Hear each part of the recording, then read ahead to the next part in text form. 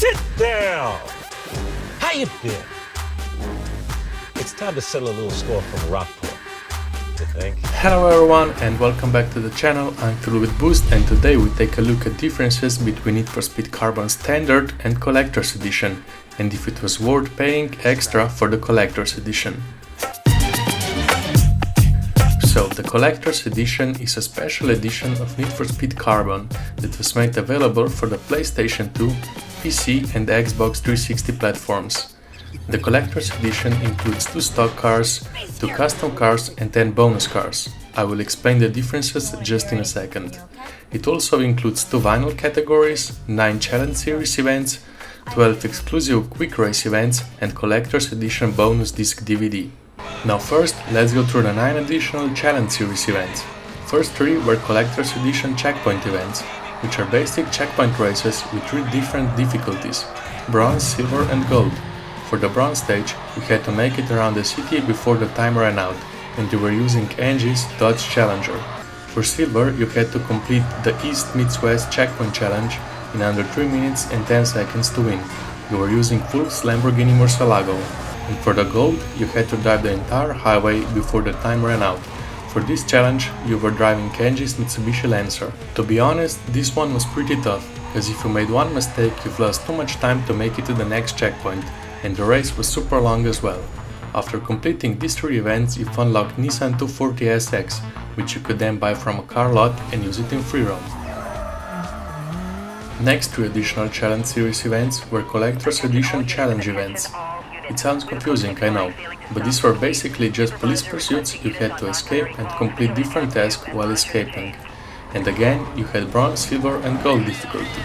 For Bronze, the players had to disable at least 25 police vehicles and evade the pursuit to win. And for this task, you were using Shelby GT500.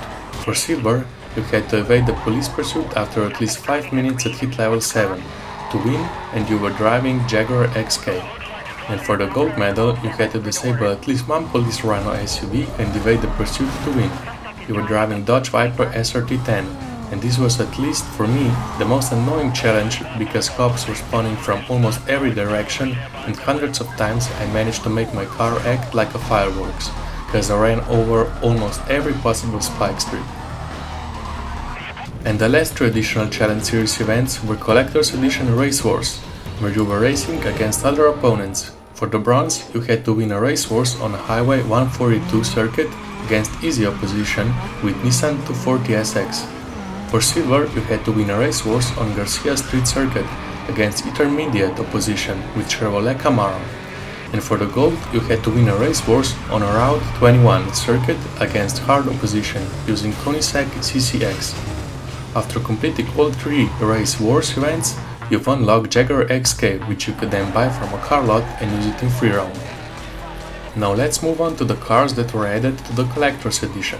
First, we have 2 stock exclusive cars which you could unlock with the special Collector Edition challenges that I have just mentioned: Nissan 240SX and Jaguar XK. And the pretty cool thing is that you can use them in free roam. Then we've had 2 custom exclusive cars which you could only use in custom races. In the first one was Chevrolet Camaro from a Muscle Tier 3, and I have to say that it had one of the best acceleration in the game. Well, it couldn't really compare with Hemi Cuda's acceleration, but it was still impressive. And the second one was Koenigsegg CCX from Exotic Tier 3, which was really fun to use for races. Now these next 10 bonus cars are as well available only in custom races, and the stock variants of these cars are already available with Standard Edition. So the only difference is that these ones are already tuned, and they look slightly different because of the visual upgrades. So to quickly go through them, we've had Dodge Challenger, Dodge Charger SRT8, Lamborghini Murcielago, Nissan 240SX, Nissan 350Z, Nissan Skyline GTR, Porsche Carrera GT, Shelby GT500 and Subaru Impreza VRX STI. To be honest, all of them look really cool, but I was disappointed with the point that you could only use them in quick or custom races only. Another additional content was 3 quick race circuit events: Campbell Tunnel, Robinson Bay and South Fortuna. We've also gotten 3 quick race sprint events: Blackwell Bridge, Francis Tunnel and Mason Sand Bridge. And to finish off additional quick race events, we received 6 drift events: Billings District, Fortuna Heights, Old Port, Belmont University, Shady Pine, and Starlight Strip. These were all pretty cool, because who didn't like the drifting in Need for Speed Carbon? And the last and probably most thrilling Collector's Edition content was Collector's Edition Bonus Disc DVD, which featured informations about game development process. It was divided to 4 parts, first one being about the story of the game, like on-set moments and character development. Second one is about car development progress with sketches of the cars used in the game. The third part was about 6 carbon territories and developers explaining the idea of concept behind them. And fourth, the last part features AV Words Remix Project, a collection of 6 audiovisual remixes based on the game, and some of them are just... What the fuck is this? There was also additional content available if you pre-order the Collector's Edition or a Standard Edition through EA Downloader. It includes 2 new cars, 1971 Dodge Challenger and 2006 Pagani Zonda F, and automatically unlocks every performance upgrade in the game. So with that said, we conclude all additional content in Need for Speed Carbon Collector's Edition. Tell me if it was worth getting the Collector's Edition and if you had or you still have one. And of course, don't forget to smash the like button and subscribe if you are new to the channel, so you don't miss out on future videos. And that's all I had to say. I will see you guys next time.